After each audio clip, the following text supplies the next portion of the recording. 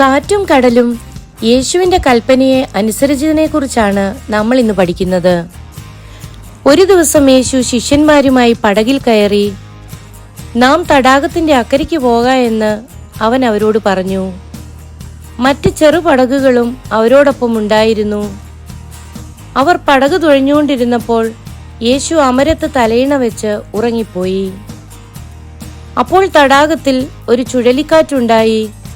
പടക് മുങ്ങുമാറ് അതിൽ വെള്ളം നിറഞ്ഞു. ശിഷ്യന്മാർ പ്രാണഭയത്തിലായി. അവർ യേശുവിന്റെ അടുക്കൽ ചെന്ന്, നാഥ, ഞങ്ങൾ നശിച്ചു പോകുന്നതിൽ നിനക്ക് വിചാരമില്ലയോ എന്ന് പറഞ്ഞ് അവനെ ഉണർത്തി.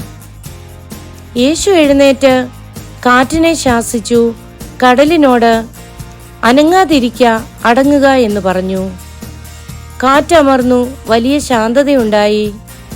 പിന്നെ യേശു ശിഷ്യന്മാരോട്, നിങ്ങളിങ്ങനെ ഭീരുക്കളാകുവാൻ എന്ത്? നിങ്ങൾക്കിപ്പോഴും വിശ്വാസമില്ലയോ എന്ന് ചോദിച്ചു. ശിഷ്യന്മാരോ കാറ്റിനോടും വെള്ളത്തിനോടും കൽപ്പിക്കുകയും അവ അതനുസരിക്കുകയും ചെയ്യുന്ന ഇവൻ ആരെന്ന് തമ്മിൽ തമ്മിൽ പറഞ്ഞ് ഭയപ്പെട്ടു. നമ്മുടെ ജീവിതമായ പടകിൽ പ്രതികൂലമായ കാറ്റുകൾ അടിക്കുമ്പോൾ അമരത്ത് അഭയമായി നമ്മുടെ നാഥനുണ്ട് എന്നുള്ള വിശ്വാസത്തിൽ തണ്ടുവലിക്കുവാൻ ദൈവം നമ്മെ ഏവരെയും സഹായിക്കട്ടെ.